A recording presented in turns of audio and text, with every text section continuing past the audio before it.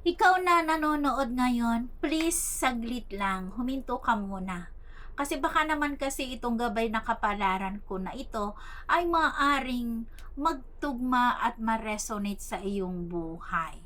Kung hindi naman, leave it. Kung okay naman, makinig ka, saglit lang ito. So dito ang energy na nararamdaman ko sa'yo na ang dami mong mga binubuhat ng mga responsibilidad dito na ikaw ay nadidepress ka. At dito rin ay meron akong nakikita na sobra, talagang hindi lang stress ito, talagang sobra-sobrang stress, no?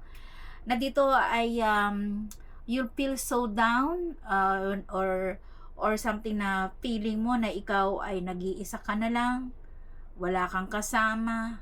Halos lahat dito kinakaya mo kahit na talagang dito na mararanasan mo na parang gusto mo nang sumuko. Pero kung ano man itong mga crisis na pinagdadaanan mo ngayon, huwag ka daw susuko. Dahil pagsubok lang yan. Dahil pagkatapos itong pagsubok na to, kailangan mo, kung ikaw ay nadidepress ka na, nawawalan ka na ng gana, nawawalan ka ng pag-asa, bumangon ka. Kailangan mo pa rin lumaban ka. Don't ever give up. So dito meron akong nakita rito na meron kang something na ipinaglaban mo ito, na dito ay nalugmukan dahil ipinaglaban mo, hindi siya naging matagumpay. Pero that is not the end of your life. Okay? So dito there's another challenge. So may pag-asa kasi dito meron akong nakita may mga trust issue, may mga third party na naganap ito. Pinili mo siya or something na pinili mo siya, ipinaglaban mo siya, pero hindi kanya pinili or parang ito ay binigyan ka lang ng sama ng loob. Okay?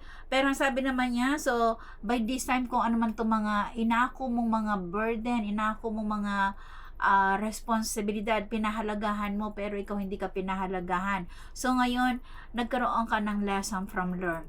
So this time, babaguhin mo ang sistema ng iyong pag-uugali or meron kang gusto mong baguhin dyan sa iyong sarili. So dito huwag kang bara-bara, huwag kang sugod na kailangan mo munang magdesisyon ka bago ka gumawa ng action. Okay? So dito rin ay huwag kang masyadong magpakamartir kasi dito minahal mo siya ng bonggang-bongga, ngunit niloko ka pa. At dito rin or maaring din sa mga pera mo ito, pinagkatiwala mo to, maaring din sa pamilya, sa mga kaibigan. So kailangan you have to be maging alerto ka, maging awareness ka na, alam mo na ang dapat mong gawin.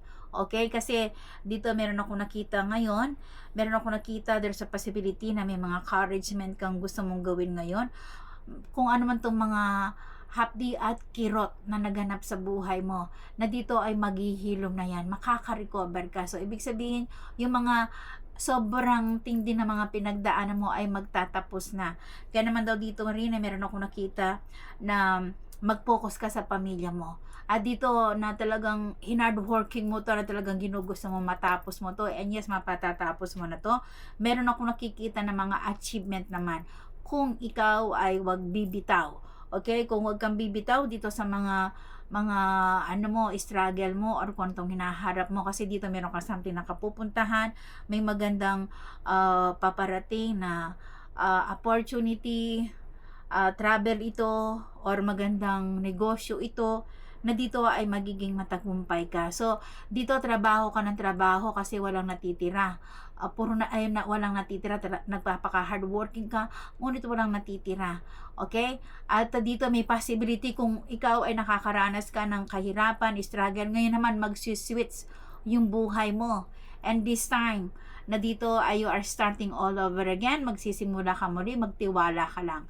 At ang simula mo na ito ay magiging matagumpay, huwag ka lang masyadong emotional. Okay?